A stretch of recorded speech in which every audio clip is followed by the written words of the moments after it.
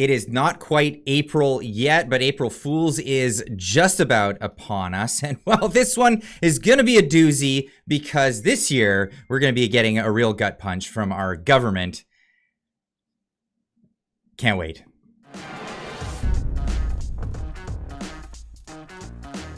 Franco Terrazzano of the Taxpayers Federation, thank you so much for joining me today. There's not many people that are helping us taxpayers out and being an advocate for us in Ottawa. Everybody is an advocate for taking the money that we give them. But thank you again for joining us today. Hey, my pleasure, man. Always happy to come on. Oh, it's really tragic what we're seeing again. Another April Fool's coming up on April 1st, where we're going to be getting nailed for more and more taxes. Can you tell me what's going up and by how much and why? Yeah, in a couple weeks, on the very same day, April 1, members of parliament are going to be taking more money out of your pockets and shoving more money into their own. Carbon tax, that's going up. Booze taxes, that's going up. And to add insult to injury, member of parliament pay, you guessed it, also going up. Okay, folks, so you're going to be paying more tax and they are going to be giving themselves higher pay. That's how it's going to work out. It's been working out like this for the last couple years. And unless we actually have some MPs that are in Ottawa that are willing to stop this, it's going to be carbon tax up, alcohol taxes up, and they're going to be giving themselves another raise. Well, it's crazy because, like, how many jobs are out there in Canada where you can just vote yourself a raise? I mean, if in my job, if all the mechanics got together and were like, hey, I guess who gets the raise today? We vote that we all do. What do you say, boss? I guess unanimity would be in our favor. How is this even a thing in Ottawa? Yeah, well, and how in the right mind do these members of parliament even think they deserve a raise, right? With Canadians who are struggling to afford hamburger meat, how many Canadians lining up at food banks, right? Canadians worried about mortgage payments literally going through the roof, and they think they deserve a raise, right? I mean, this government couldn't balance the budget of a lemonade stand, yet they think they deserve a raise. So let me just break down the numbers. You know, I'm a bit of a number nerd here. So right now, today, a member of parliament, a backbencher, along with collecting dust, is collecting a $194,000 salary, along with all these other perks and pensions. A minister is taking home about $287,000, and the prime minister's annual salary is about $389,000. Now, the MP pay raise, it's going to be around an extra $8,100 for a backbencher, all the way up to an extra $16,200 for Prime Minister Justin Trudeau. So let's look at the numbers here. If the raise goes through, you're looking at about $202,000 for an MP after April 1. A minister like Freeland or any of the other cabinet ministers will be raking in about $299,000. And after the raise, Trudeau's annual salary will be north of $405,000 smackers. Ain't that nice? Is there anyone that ever votes no on the raise? Is that a thing? Well, the government, the Harper government actually stopped these raises, right? So it's not like this law of gravity that MP pay has to go up every single year. The Harper government stopped these raises between 2010 and 2013. But look, here's the thing, right? So the raise that I just mentioned, anywhere from an extra $8,100 to $16,200, like that's just the tip of the iceberg, because MPs have been giving themselves a raise every single year. Okay. So going back to the beginning of 2020, I know we don't want to think about that, but what happened, right? Since the beginning of 2020, you had lockdowns, you had a pandemic, you had businesses, some business owners losing their business for good, many other businesses having to close down for a significant period of time. How many Canadians working in the private sector were thrown into the ranks of the unemployed? Okay, and then inflation hits, where Canadians are just struggling to afford the necessities of life. Well, none of that stopped your member of parliament, your representative. None of that stopped your representative from giving themselves a raise. In fact, April 1 will be the fifth pay raise that members of parliament have given themselves since the beginning of 2020. And if you add all those raises together, including the upcoming one, well, then the total raises are between $23,000 and about 47,000 bucks just since the beginning of 2020. No other Canadians are seeing raises like that. And so many are not seeing raises at all if they didn't lose their business entirely during the COVID pandemic. This is really crazy. Oh, now what do you want to do when you see how bad your life's gone because of the way the government's gone? Well, you go for a drink. I like to have a couple of wobbly pops on the weekend, and a lot of people are feeling like drinking maybe probably a little bit more. Well, they probably can't because the alcohol taxes are going up. And this is an egregious one because these taxes are hidden, just like the carbon tax on your fuel, just like the all these fuel excise like taxes and everything. They're on the products before you even see it in the store, right? So it's baked into the price. You don't know the difference. You don't know how much taxes you're paying on this. So how much more are we paying for our wobbly pops?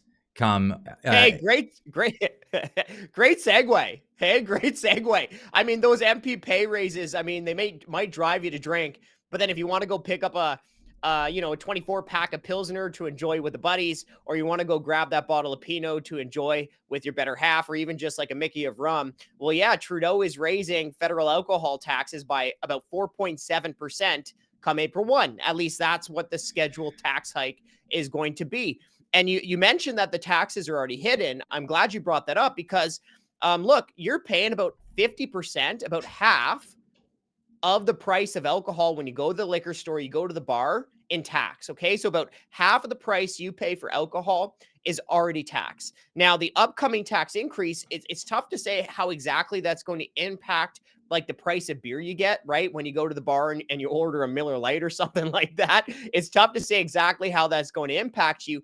Just because we don't know how the business owner, the distiller, the brewer, the restaurant, how they will pass the price on to the customer. Because look, I'm sure there are many business owners out there right now who obviously know that inflation is hurting people and who are probably worried about the fact that if they raise prices too much, then they might just lose business. But the problem is that these businesses also don't have a buckets of cash laying around after the last couple years to just eat these tax hikes indefinitely, right? So you're either going to massively harm the industry or workers in that industry, or the tax is going to increase prices, or even a bit of both, right? But at the end of the day, this tax increase will cost taxpayers about $100 million over the course of a year, right? So you're already paying an arm and leg in taxes every time you go get a beer or a glass of wine. And this tax hike is just going to make matters worse. Absolutely. I want to play a little game here. So Socratic method time.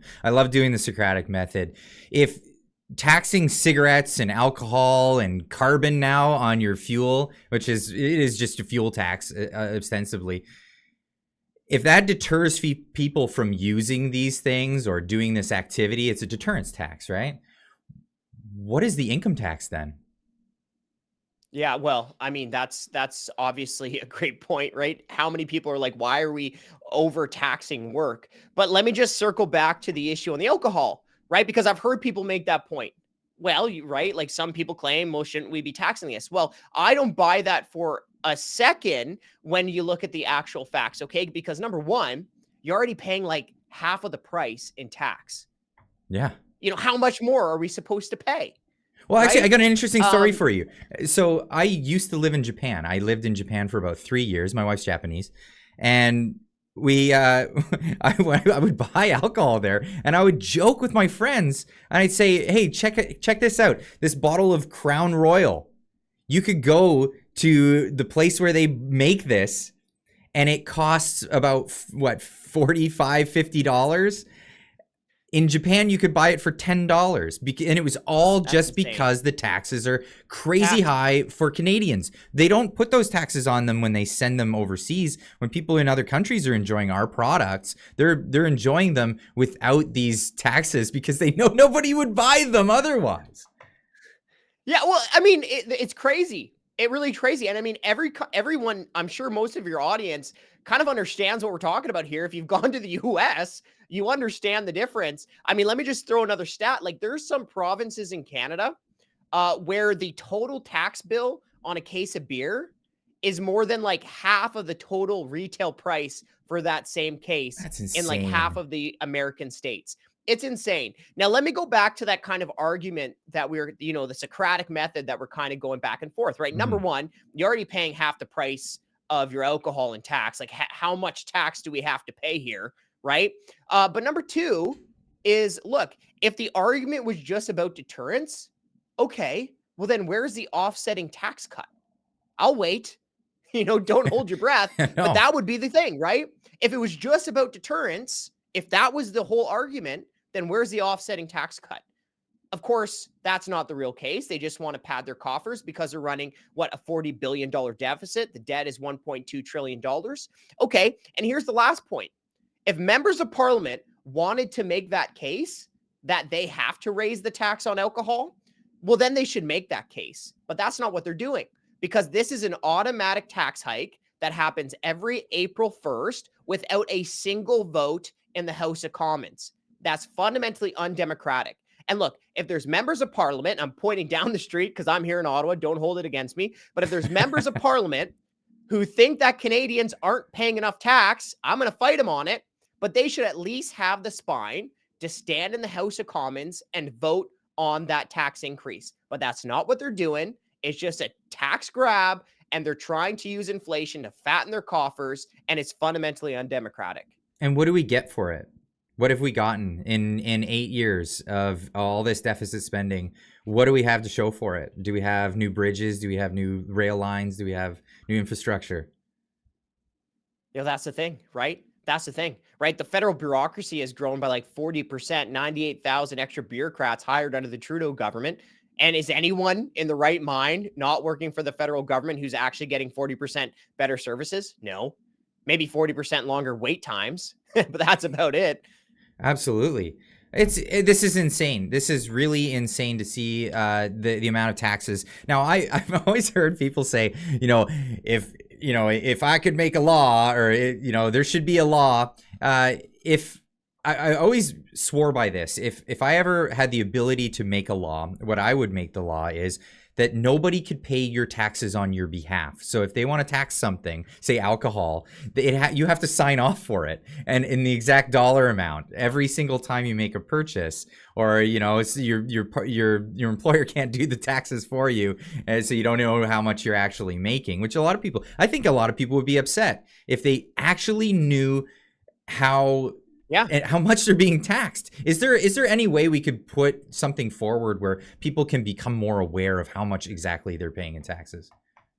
Yeah, so the average family, about half of their budget goes to paying taxes at all levels of government, right? When you think about all the different taxes that are clawing into your pocket, about half of the average family's budget goes to paying taxes every single year. And the reason no government that has grown the size that our governments have, or politicians, the reason that no politicians would want that rule that you just said is because there's no way they would be able to take as much tax money from you. No, There's no that's way the they'd be point. able to spend on crazy things that nobody wants, right? That's why these politicians wouldn't want that.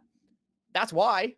Yeah, Because and people would be fed up. They say, no way. it feels so nefarious to me that every time they introduce these new taxes, they're always a charge that's added somewhere where you're not going to see it, you're not going to know about it, and I mean, what other word can you use except insidious? Like, we're really, at the end of the day, they're charging you for something and they're not telling you about it. Hey, should we you say insidious. I just said hey, and now my Siri's popping up. But hey, why don't we go to one of the worst taxes and one of the most punishing taxes of all that's also happening April 1 is the carbon tax is Mm-hmm. going up again. Isn't that nice, folks? You pay more when you go to the pumps, you pay more to try to heat your home, and you pay more at the grocery store because of the carbon tax. And what is the Trudeau government? It's raising its carbon tax again April 1. So after April 1, it'll cost 17 cents a liter of gas. It'll cost 21 cents a liter of diesel and about 15 cents per cubic meter of natural gas. And, you probably hear these politicians in Ottawa talk about the rebates all the time. Well, the parliamentary budget officer, that's the government's nonpartisan independent budget watchdog. And the PBO shows like, look, after the April tax hike, the carbon tax over the span of a year will cost an average family in Canada up to $900 more than what they get back in rebates. I mean, the carbon tax is just punishing Canadians. It's punishing us. We have a cold country. We have a big country that requires long distance travel. And we also have an economy that we have all these abundant natural resources. So these types of energy taxes, like the carbon tax, punishes Canadians a crazy amount. See, what doesn't get included in a lot of these numbers. So you're crunching the actual numbers of what people are going to spend on fuel and how they'll immediately be taxed by this. But there's a snowballing effect when a farmer has to pay this on the all of the equipment that he has to run to till the fields and then pluck those foods out of the ground or pluck them off of trees and all of this stuff. It takes a lot of fuel, and then you have to move that product into a grocery store via trucks, and everybody along the line is paying these carbon taxes. It's not like the GST where those people end up getting a rebate back from the GST that they pay, because business to business, you pay GST, you pass it on, eventually it goes down to the consumer, and there's a massive bureaucracy behind all of that. But this way, no, it's a snowballing effect. The price goes up every step along the way, and you're paying a ton of carbon taxes in the price of food, in the price of transportation, all of this stuff. So is that even baked into the numbers that you're crunching, or is that just even an added on top of it number? Well, the last one that I just said, where it's like the carbon tax will cost the average family up to $900 more than what they get back in rebates. That one is factored in. That's factored right? in. So even over and above, but that's only a year. That's 1 year. That's an annual cost, right? So that means every single year you're out that much. But even worse, Trudeau wants to keep cranking up the carbon tax every single year. So when I say that $900 as a net cost, that's only for the upcoming year. And then it's going to get even more expensive, even more expensive, even more expensive as Trudeau cranks up his carbon tax. And of course, last Canada Day, Trudeau brought in a second carbon tax through fuel regulations. So that'll cost even more to fuel up, your car with gasoline, or for that big rig truck driver that's got to bring your food to the store, has to fill up with diesel. And of course, that second carbon tax is going to cost them even more. But I'm so glad you brought up the fact that the carbon tax essentially hits you throughout all of the economic stages, right? You mentioned the farmer. Well, the farmer has to pay carbon tax on the natural gas and propane that they use to heat their barns and dry their grain. Like, the carbon tax is costing Canadian farmers $1 billion by 2030.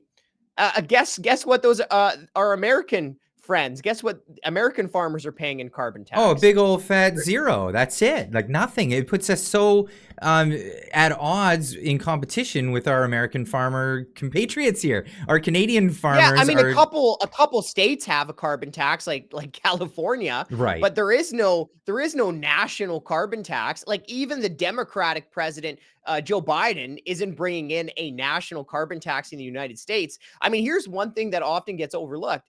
It's about 75% of countries around the world do not have a national carbon tax like Canada does.